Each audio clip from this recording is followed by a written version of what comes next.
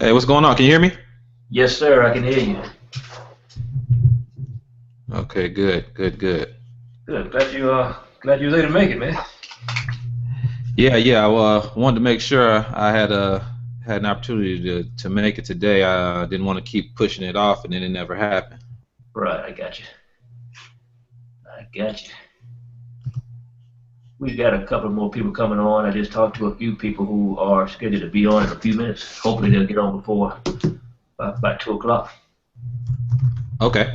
But I'm not gonna hold you up. I think everything should be recording now. As a matter of fact, it is. My wife just came on, and everything is recording now. So you can just go ahead and get started at 2 o'clock, and then I'm gonna introduce you first, and then after I introduce you, then you can begin your teaching session.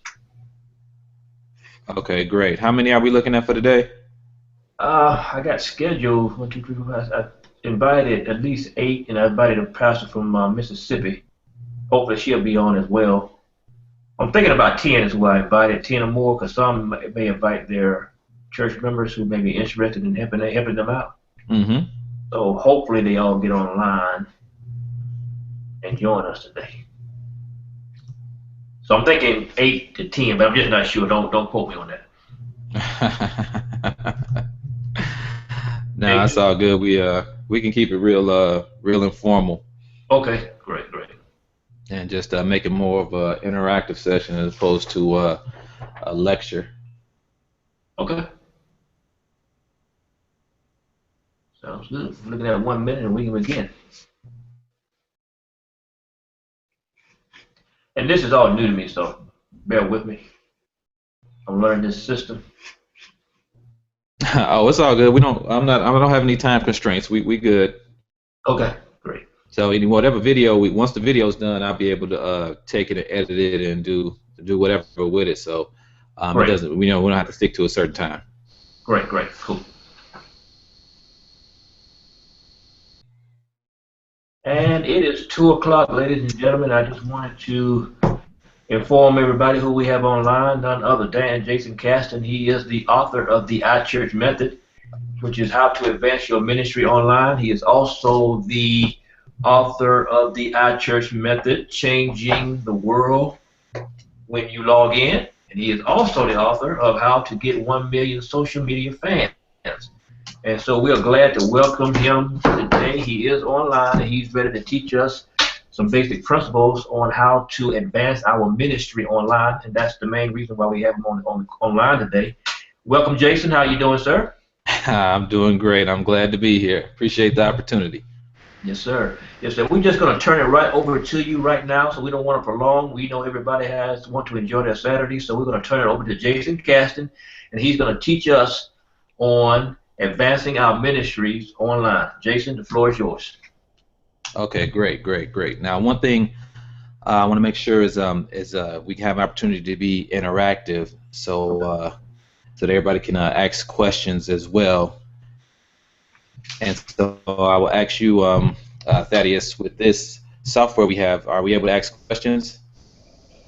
We are. I think it is. I see Arthur Ruffin just came on. I do have the question and answers turned on, and so if you can basically chat your questions into the box, or I believe you can also, like Arthur, I see you here, and Alita. Can you ask a question, Alita? He said he wanted to be interactive. Can you speak for us for a second?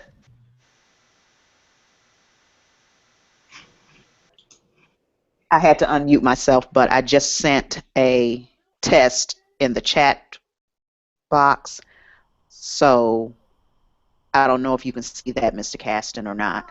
But the I can see Langies are that. That'll be fine. okay, and the Langies are present as well. Okay, Okay. good. All right.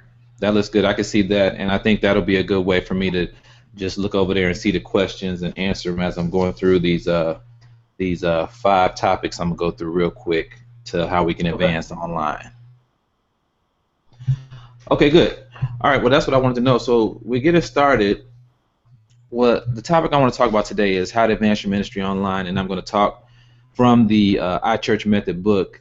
And what I really want to do is just kind of open up this conversation and have a short dialogue about these key areas that we can utilize to advance our ministries online, as well as just make sure, again, my focus is that it's interactive. I don't want it to be a lecture, more so as an interactive conversation so that we can get the questions answered that you all have about how you can take what I'm teaching and apply it to your ministries. That's one of the things I focus on when I speak and teach, is the application of it, and not just coming, hear me talk, forget about it in a couple hours, and then wondering why the online portion of your ministries are not advancing as well as they could. So with that being stated, let's go ahead and get started. First and foremost, the top way to advance your ministry online, number one, is have a strategy for your online presence and make sure it all ties together. One of the things I come across often with ministries is there isn't an overall strategy for their digital presence. And again, with a lot of the areas that we focus on with a digital ministry, a lot of them are new, they're developing, and things are changing rapidly, but there still needs to be an overall strategy about your digital presence. And what I've done with the iChurch method is giving you 5 key areas to focus on for your digital strategy. And those 5 areas are websites and your web presence, multimedia, which is your video, your live stream, your podcasting, and those types of deliverables, e-commerce with your online donations and your online stores and how that all ties into your digital presence, social media, of course. Social media has just changed the way we utilize the internet, definitely a key way to reach the younger generation, and then mobile. And with mobile, we all use mobile devices. We know all of our church members have mobile devices, and that's one of the key ways to reach people. So I look at those 5 areas as the digital key points and touch points for your digital strategy, and look at how all those tie in to the mission of your ministry and how you want to reach people online. So let's look at the first area with websites. First key thing about your website is make sure your website represents your ministry effectively. And with that, I mean, I understand that I've come across churches that have show that 3 out of every 4 people connect with your ministry online before they step foot inside your church. That makes your website and your digital presence one of the largest and most important welcoming ministries of your entire organization. Therefore, if people are seeing your website before they step foot inside your building, then if your website is done on a budget, to the point where you're just looking for somebody to hopefully get something up, or utilizing some type of free software that doesn't effectively represent your ministry, or using a volunteer or a visitor who doesn't have the expertise to make your website look as well as it can, then that's the representation of your ministry, something that's done without excellence, and something that's done it won't be nearly as effective. So that's one of the main key things, that you want your website to represent your ministry. Just like you look at, we look at the offline aspect of it. When people come to your church service on the weekends, you make sure that the sanctuary looks presentable. You make sure that the pastor looks great. You make sure the overall experience of stepping into the building is very well done. But the online experience of your ministry is less than stellar, and therefore you're wondering why people are not actually coming, because they're looking online, feeling like the church won't effectively help them, and so they don't come and greet you offline. All right. Next thing, with your website, guide people where you want them to go. All right. You just don't want to throw everything on the home page and hope people find what they're looking for. You have to guide them through your website. So when you look at stuff that you want them to look for, it's key areas you want to focus on. First, we want to look at the service times. We want to look at the location of the church. How quickly can people find that information? You want to look at a section that's dedicated to I am new. What about the new people who have never visited your church, have no idea what your church is about? Is there a section that they can click on? A lot of websites use the I am new section, and it walks them through the process of what it is to experience your church before they ever step foot inside the building. So is there an easy way for them to find that area? Is there an easy way for them to find and donate, support the ministry financially? Is there an easy way for them to find the online sermons and to watch a message they may have missed? Those are key areas that statistics show that online users are looking for, and you want to make sure they're easy to find on your website. And I'm talking about from a new visitor who has never seen your website before, and not someone who works with the ministry and knows where to look for this stuff. You have to think about it from the perspective of somebody who's never seen seen your website before and doesn't know where this information is. Again, statistics show if people can't find stuff within 2 to 3 clicks, then they're gone. So can anybody get anywhere on your church's website within 2 to 3 clicks? And a key way to alleviate that is if you look at a sitemap where you have a page that has all the links on your website or all the pages on your website, people can find everything from that one page. That is one of the easiest ways to help people navigate your website if other ways are not nearly as effective. But again, people should be able to get anywhere on your site within 2 to 3 clicks. Okay? Next, let's look at the area of multimedia. When I talked about multimedia and telling your story visually online, you want to make your website visually engaging with photos and videos. Again, this is leading to letting people experience your church before they step foot in the building. Nice, authentic photos, visually engaging videos, and stuff like that. A good way to do this is a welcome from the pastor.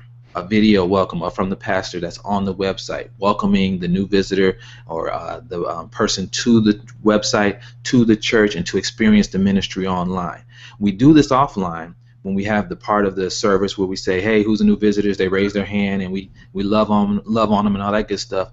But when we have a new visitor to our website, do we welcome them? Do we help them experience the ministry? That's all engages people, makes them feel like it's a much more personal experience, and those are key things that we're looking for. So again, you want to be able to tell your story visually online, and multimedia helps you do that. We have services week in, week out. If we could just take key pictures of what's going on in service and put those on the website and let people see this is the type of experience you'll have when you come worship with us, then that helps them feel like they're more connected as soon as they step foot in the door. All right. Next, multimedia. One of the key things I tell churches is to record your sermons. And a lot of churches are doing it, but a lot of them are not. Recorded sermons can be used for rebroadcast. Again, that's another way for people who can't make it to the service on site, can't watch it live service at a certain time. You can rebroadcast the service. Again, that's increasing engagement. Digital sales. If you take those sermons and make them into digital products, that type of stuff you can do with the sermons. And again, digital products is a very key point that I get to later on when I get to the e-commerce section. Podcasts are growing. Millions of people that listen to podcasts. This is another way for the ministry to take church to the people by setting up a podcast that the church can do and take those sermons and push those out via podcast. As well as YouTube. And we know YouTube has 600 million users, and that area, there are a lot of people that connect with our ministry that I work with at the Potter's House who the only ministry that they get is via YouTube watching these sermons. So therefore, if that's the only ministry they get, then we make sure that the church is there. We continue to take the sermons and the TV shows and the videos we have, we push them out through that YouTube channel, and that in essence becomes an online TV ministry for us.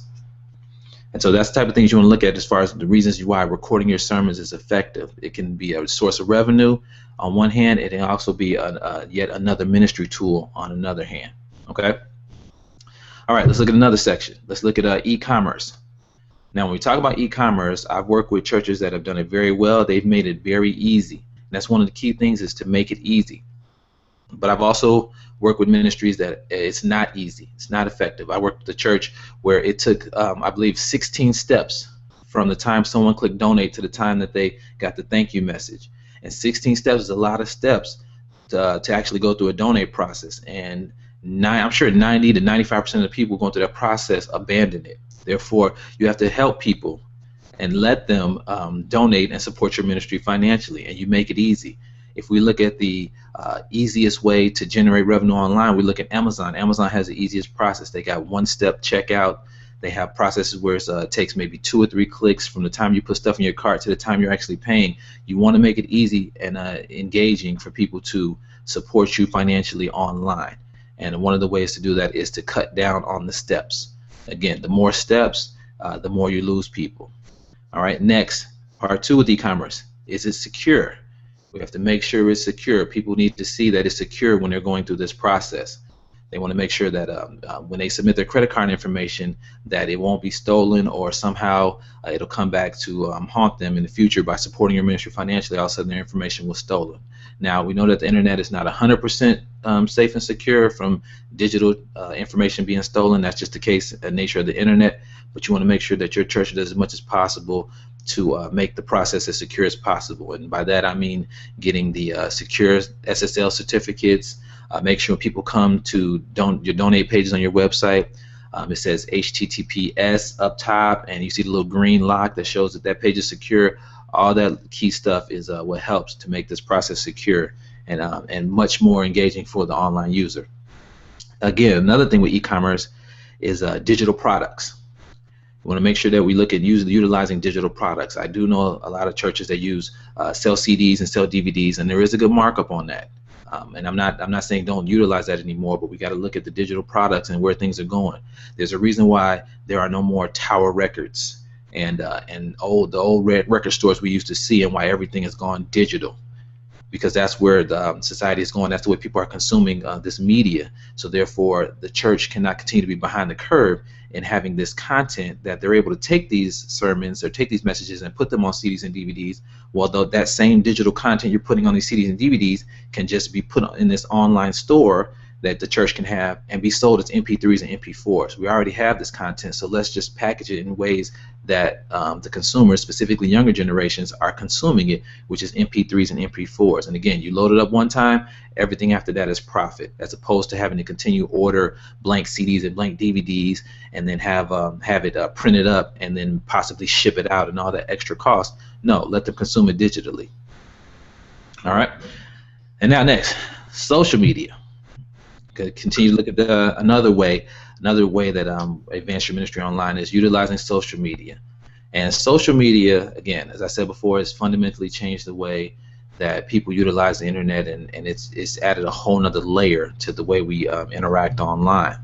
And with the church needs to have a strategy. So it's key that you have a strategy for your social media. You can't just throw up these networks, throw up a Facebook fan page and a Twitter account and an Instagram page and all that good stuff and just hope that people will find you. You have to have a strategy on how you utilize social media. Again, you have to look at how will you tell your story online visually. What type of visual content will you have for your social media process? What type of videos and photos do you have that can help tell your story visually? How often will you post? What days will you post? Who will champion the social media? And by that I mean who will be the one to gather all the content from all the different things going on within the ministry and schedule it all out so that it goes out via the social media, and then as well as have the communication and talk back with people who are interacting and with the ministry via social media. What we did was we developed a 5-part strategy for our social media that I think will help a variety of churches. And what we have is we have inspiration, information, communication, diversification, and consistency. And by that I mean with inspiration, every day we're putting out inspirational content to start people's day off and end their day with usually daily devotionals or some type of motivational calendar. Usually the pastor is speaking every week and he has some inspirational content from his messages every week, and that stuff can be pushed out via social media. And usually we push that out as a regular text. Sometimes we add a meme to it or a nice background, but that type of inspirational information is what resonates with the audiences the most. Next, we got information, where we are informing people via whatever network they want to connect with us on, the information that's going on with the church. They stay connected that way. So if we look at information, then it might be whatever church events are going on, whatever type of new products are out or anything like that. That type of information, we push it out via Facebook and Twitter and Instagram and YouTube and Pinterest, which is whatever network the people are using. We make sure that that information comes to them via that network. So we push it out in different formats, but it's the same information for these different channels. Next is communication. As I spoke earlier about communication, we're looking at making sure that as we're pushing out this information to people via social media, we make sure that we keep the social in social media. And with that, when people talk to us and comment on stuff, as much as we can, we talk back to them. And because we realize that for some people, this is the only ministry that they will receive, whether it be the Facebook account, Twitter, Instagram, etc. This is the only ministry that they'll receive, so we make sure that the church is open and speaking with them. If somebody came to our church building and they were looking for ministry or counseling or some type of way to connect with the church, and they asked to speak with us there, we wouldn't go quiet in the church, so we don't want to go quiet on social media when that's some of the only church that people will get as they may not always step foot inside our building. Next, our next thing we have is diversification. And by diversification, I mean I saw a lot of churches that were only focusing on Facebook. That was the only thing they thought. We put a Facebook page up, and that's our entire social media strategy. And with that, it was great to start off with Facebook, but you got to have more networks. You got to utilize more than just Facebook only. We got Facebook, we got Twitter, we got Instagram, we got YouTube, Pinterest, Vine, Google Plus. There's a lot of networks out here that you can utilize. Everything is not all about Facebook. Additionally, what we found out was we were looking at how a lot of churches were like, we wanted to reach the youth, we want to reach the younger generations, and they started moving away from Facebook. Why? Because the older people like us got on to Facebook, and then Facebook wasn't cool anymore. So they went to the networks where they could talk to their friends and communicate with the people they wanted to talk to, and not have all of us older people watching what they're doing. So they went to Snapchat and WhatsApp and stuff like that. So with all these new networks coming up and different ways to communicate, then we felt like the church needed to be able to diversify their networks as much as they had the staff and the resources and the expertise to utilize. It's because nothing is worse than jumping on a network and getting to my next point, which is consistency. Jumping to a network and being inconsistent on it.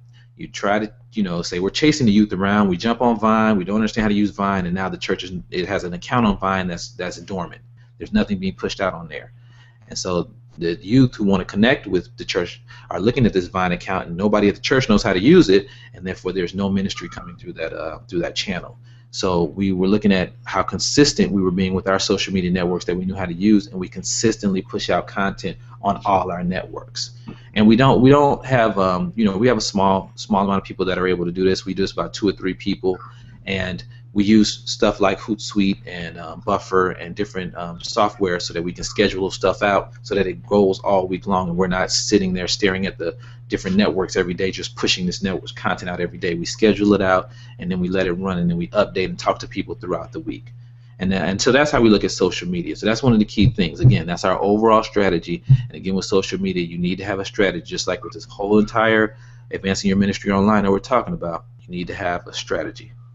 Now, I gave you 4 areas: web, multimedia, e-commerce, and social media. Those are the 4 areas I gave you so far. The last area that I talk about with our church method, and I want to address here with advancing your ministry online, is mobile. All right, now mobile is the future.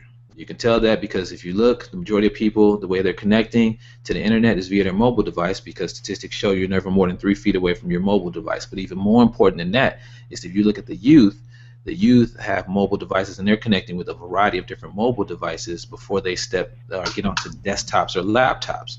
Specifically, with my daughters who are 7 and 9, they have iPods and iPads, and they've had them since they were very young, and so that was their first exposure to the internet. So again, when they get to be my age, they're going to be much more adept at using mobile devices and connecting from a variety of devices as opposed to desktop and laptop, which is how I was introduced to the internet. So again, if we're looking at mobile, for churches, we have to first make sure that our websites are mobile compatible. How does your church look to the average mobile user who's trying to connect with you and is not sitting in front of a desktop or laptop, because that's not how people can connect to the internet as much as they used to. You have to look at think mobile first before you think desktop and laptop when you're building out your new website for the ministry and then those type of things. What we found with our statistics was our analytics that we ran on our websites was people connected and with our look at our website using Apple devices much more than they used the Google Android devices, and then a little less than that was Blackberries and so on. But that's when we started to see that about 40% of our online audience was coming from mobile devices, and it's growing. So therefore, we had to realize that our sites had to be mobile compatible, and we had to do that much more quickly than we thought, because we would think, well, everybody was consuming the website the way we were as we were building it, which was from the desktops and laptops that we were building it from, and that wasn't the case. All right, next, SMS or texting. Now, we all text. We've done it. We text to stay in touch and communicate, but there's SMS is one of the most engaging forms of communication, and I'm seeing churches started to utilize it more, but not nearly as much as they could. SMS, where you see somebody say text, church to 55512, and that little short code they text it to, and you join this text list. Well, if you can build up this text list, that's another way for you to stay connected with your audience, whether it be your members or your online audience, etc. So in addition to your email marketing campaigns, your website visitors, your social media fans, you have this text list. There's another marketing channel you can use to stay connected with your audience, and so therefore, when you're gathering information from your online audience or from your church members that are coming on site, you want to make sure you get their mobile numbers and start building out your mobile list and having a way to stay connected with them. And by that, just talking about sending out, maybe it might be a daily devotion or something that you text out to them every day as you're building this list, or just maybe a new event coming and you want people to know, you want to notify them quickly. The reason I say that texting, building out your text list and mobile texting marketing is a good way to utilize for your ministry is because people open 90% of their texts. And that's much more than any other channel that we look at. If you look at Facebook, only 2% of your audience sees your posts. If you look at Twitter, which is like a fire hose of content, it's no guarantee that people are going to see that. Email marketing says about 4 to 5% open your emails, and that's when if you get through the spam filters of Gmail and Yahoo and stuff like that. But with texting and then traditional mail, where you send it to the actual to people's houses, obviously that has a much lower open rate, but it's nowhere near 90%, which is how often people open their texts.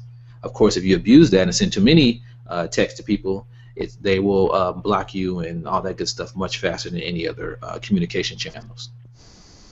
And lastly, we're talking about mobile. So the question I get a lot about mobile is, should we have a mobile website or should we have a mobile app? Well, first my answer is going to be you should have both. But first, you focus on make sure that your website is mobile compatible, therefore that'll give you a mobile website. Now, I have to build another mobile website, but just make sure your original website is mobile compatible using responsive design and all that good stuff, and that's what your web developer can do or your web software can do to make sure it adapts to mobile devices. Once you get your mobile, you make sure your site is mobile compatible, then it's accessible on all mobile devices, Apple, Android, Windows, BlackBerry, etc., all that good stuff. Then you look at building a mobile app.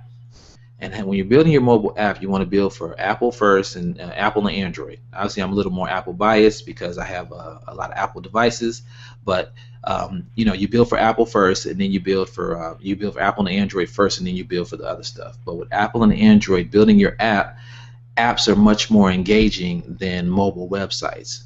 People, I believe the last statistic I read is on average a person has about, I want to say, 45 apps on their phone. And people will connect with your church, your organization via the app much more than they'll go to your mobile website. For some reason, people just feel like they have a much more in-depth and engaging connection with the app than they do with your mobile website. So that's one of the reasons why you want to, as you look to grow your mobile presence, you want to include an app. And first and foremost, you want your app to have all the functionality of your mobile website with the key information, service times, location, different sermons they can watch and different ways to connect with you on social and just all that information. But then with the app, you want to try and see how can you take it even further and give them a much more engaging experience and how they can connect with you and give that wow factor inside your app so that people will be able to, once they download it, they'll feel like that's their immediate way to connect with your ministry right from their mobile device, of course, which is what they carry around all the time, and therefore they feel like they're carrying the church around with them, or a way to stay connected with the church. So those are the 5 things that I've laid out: web, multimedia, e-commerce, social media, and mobile. So what I want to do now is answer a few questions because I've ran through my things real quick, and again, I don't want this to be me lecturing. So let me see. Let me go through this. And my first question I got on here is recommend sites to help you get your SSL certificate. Good question. First site, the one that costs the most and has the high, I guess the best SSL certificates, is VeriSign. VeriSign.com. VeriSign.com. Those where you get your SSL certificates for your websites. If you don't want to pay, I believe, like $300-400 for an SSL certificate, that you can get them from GoDaddy, which I believe for $49 up to $3.99, $4.99 as well. But GoDaddy, I've used GoDaddy on some sites. I've used VeriSign on some sites. It's just basically whichever one you want to go with. VeriSign, of course, was leading the market in SSL certificates, so that's why they cost more, because they provide better certificates. And next question I got is, how effective is social network advertising when building your online social media presence? Well, that is a great question because social media as an industry is going towards pay to play. Facebook is, of course, leading the charge because about 3 or 4 years ago, Facebook went public and IPO'd, and they changed from being a social network specifically to a for-profit business. So they started adding in these ads and different features that where you needed to pay to reach your entire audience, and they started making your organic reach, which is how many people you reach for free. They started to make that drop. It went from about 20% to about 15% to now it's around 2%. And so now you need to have some type of budget set aside to reach your entire online audience from your Facebook fan page. So if you have 1,000 fans and you want to reach all of them with the post, then you need to be able to pay using promoted posts, or you need targeted ads or stuff like that for everybody to see your message. And that's just the way Facebook is making money, because they now they realize that their bread and butter is the audience that you've developed on their network, and therefore if they make you pay to reach them, then they have a revenue model there. So yes, I totally believe that you should have use social media ads. Twitter's going towards that. They're beefing up their Twitter ads. Pinterest just released promoted pins. Google Plus just is working on their paid ads feature, and I think and YouTube already had theirs. So yes, each one of them is adding a ad component to their social networks. And so yes, you're going to have to basically, social media as an industry is going pay to play, and you're going to have to pay to reach everybody. And let's see, a good site who can build the app, or is it possible to do it yourself? Okay, mobile apps. Is it possible to do it yourself? Yes, it's possible, but you have to look at the time constraints as far as, do you want to build an app yourself? We were looking to build out apps, and do I know how to build apps myself? Yes. Did I want to spend 6 to 9 months building one app for the ministry? No. So we went with a software company called Roar, ROARAPP.com, RoarApp.com, and that's what we look to use to get our apps done at the Potter's House. There's also the Church App. That's a company. I believe it's called ChurchApp.com, or Subsplash is the name of the company, but I believe it's called the ChurchApp.com.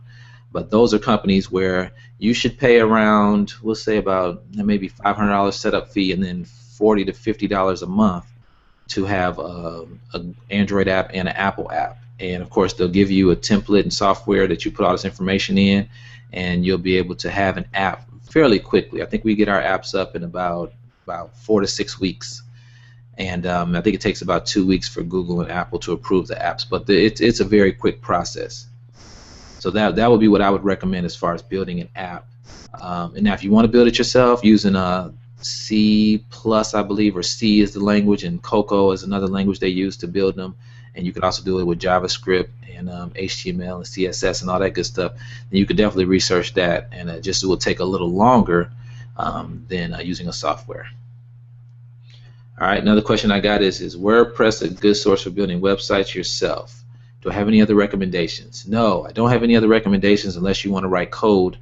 WordPress is the best software I've seen for building websites. We use WordPress quite a bit, and the thing I like about WordPress is if you want to have the most basic site, you can install WordPress and have the most basic site or blog with a few pages that's just really basic. Or if you want to take it to a whole nother level and build a site with some responsive design templates, and a site that's a membership network that people can pay to see certain areas of the site and they don't pay for others, and you have an online store and all that stuff, WordPress has add-ons that you can add to it that will make it able to do all that functionality for free. Now, let me repeat that, for free, with all the features built in that you could want from WordPress. All you need to do is find the add-ons that you want and basically come up with a feature list of what the best site you ever had could do, and 9 times out of 10 WordPress has ways that you can make that happen. And that's one of the best things about WordPress for me, is I've used it on a personal level. I use it for all the ministry websites that we are building and are rebuilding at the Potter's House, and any other churches I work with. I always recommend WordPress. And just the price that I've seen. I've worked in corporate America, and we've paid upwards of $20,000 for content management systems that do the same thing WordPress does for free. The drawback of WordPress, because there's always a catch, when you have free software, you need to have either a web developer you trust or somebody on staff that can that knows PHP, because WordPress is written in PHP, and therefore if hackers are aware that WordPress is a free software that a lot of organizations install, and not all the add-ons are good ones, and WordPress can get hacked. And so it's happened, and you need to be aware of that on how you can alleviate that and how you can deal with if that unfortunate incident happens. So therefore, that's some of the things you should look at. But WordPress is awesome. Next question. What type of experts do we need to hire, and how much budget should we be set aside for their salary? Experts do we need to hire? That would be for a variety of things. I'm not sure which one we're talking about there, because I'm thinking it could be what, web, mobile, social media. Which one are we talking about there? If we're talking about web, which I think with the web you're looking at you need someone who knows HTML, CSS, jQuery, WordPress. They should know how to use some of the Adobe suites, Photoshop, Dreamweaver, and stuff like that. Salary, well, that depends on their level of expertise. Specifically, I've seen salaries range from 45 to 75 for web expertise.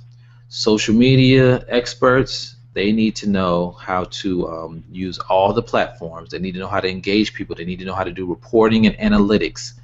And they need to be able to see, just like the web, they need to be able to see what's coming. Because a lot of stuff that I talk about today, we have this webinar again a year from now, it's going to be totally different. And it's going to be, and not 100% different, but I mean it's going to be evolved to where there's new technologies and new things that are coming down the line.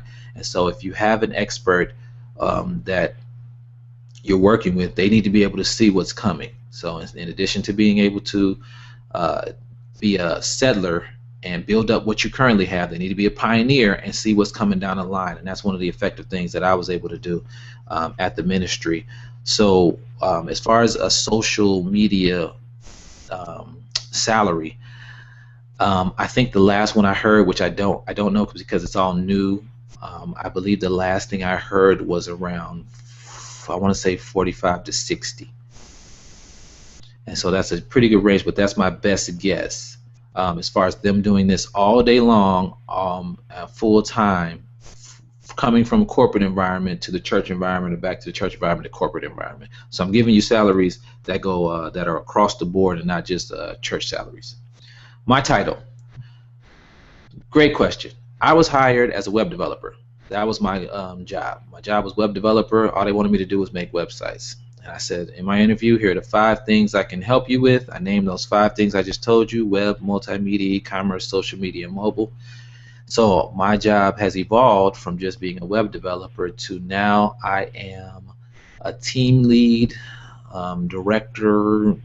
I'm trying to think of my title now, but I lead the innovative technology and social media department, and as well as web and mobile. So anything online, I lead that team, and so then that's what I do day in and day out. And so overall, I think that, let's see, that is all I have as far as what I was presenting today. Oh, key points that I want to, key takeaways that I want to leave you all with is, again, the stuff we just talked about as far as the people you need to work with your organization, and what their salary should be, and so on and so forth. That, to me, of course, money is relevant, but the key thing you need to look for is people who can innovate their position. Any ministry I've worked with, they've had nobody has an unlimited amount of funds. So you need people that can wear multiple hats. Because again, I came in as a web guy, but jumped into social media, jumped into mobile, and led the charge on all this different stuff that the ministry didn't have when I got there. but they have to be innovative. They have to think outside the box, and they have to see what's coming down the line. And again, they don't have to lay everything out when they first come on, but they have to have that type of character trait where they'll be able to look and see what's coming down the line and be able to help the church get ahead of the curve.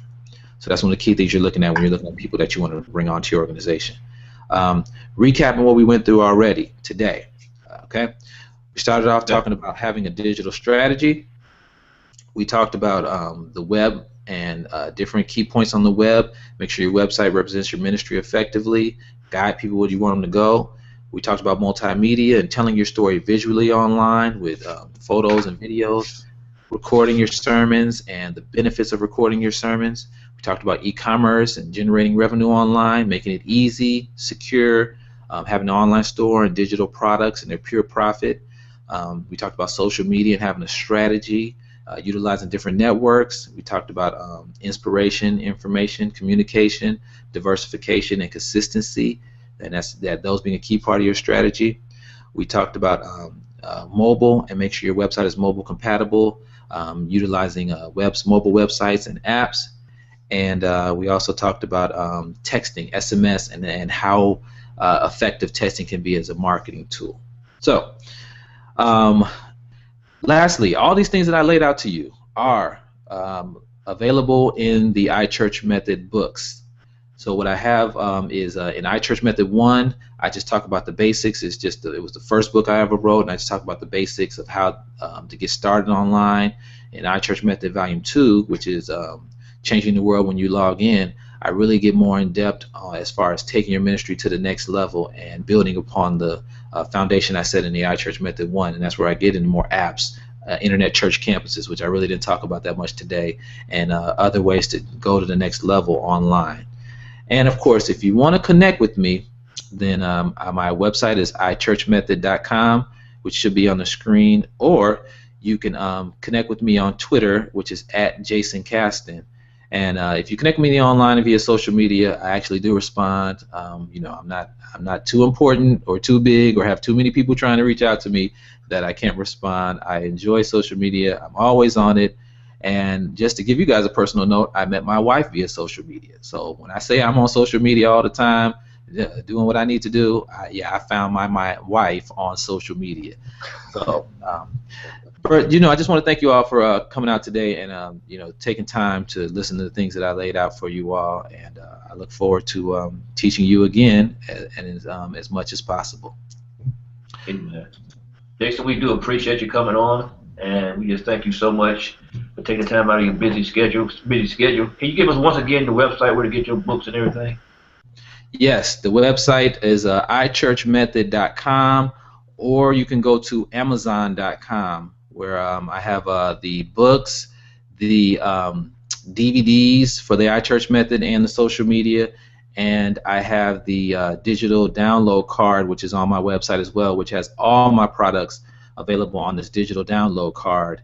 And then, of course, to give you all a tidbit, next year, at the end of this year, I'll be writing the iChurch Method Volume 3, where I will touch base on a lot of the things that I talked about today and go more in depth, and then give a few more things that I can't speak on yet. It's to be determined, to be released, about what's coming in the future.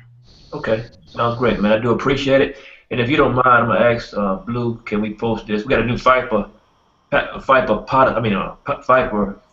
page. I'm gonna ask them, can we post this video on there if you don't mind, so that the rest of the Fifer family can see it as well. But we want to thank you so very much for coming on, and hopefully we can get you to Birmingham.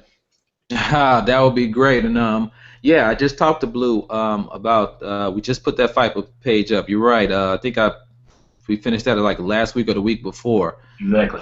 I think Blue was talking about that. He wants to have it so that he can. I think one of the things he wanted to change up a little bit was the page was public, and he wanted to be able to say some things on there just to the Fifer people, and maybe not all the public see it. So we're working on some things that we might change that Facebook page up a little bit to make it even better. Okay, great. Once again, man, thank you. We don't want to hold you any longer. Thank you, Arthur, for coming on. Alita, we got the Lange. They are on here. Pastor Lisa Lange and James Lange, as well as the Kamani, Janet Kamani, and David Kamani. They're on. So thank you for joining us. and we'll just see you next time. All right, I appreciate you all. Yes, sir. Thank you. Thank you, sir. Bye-bye.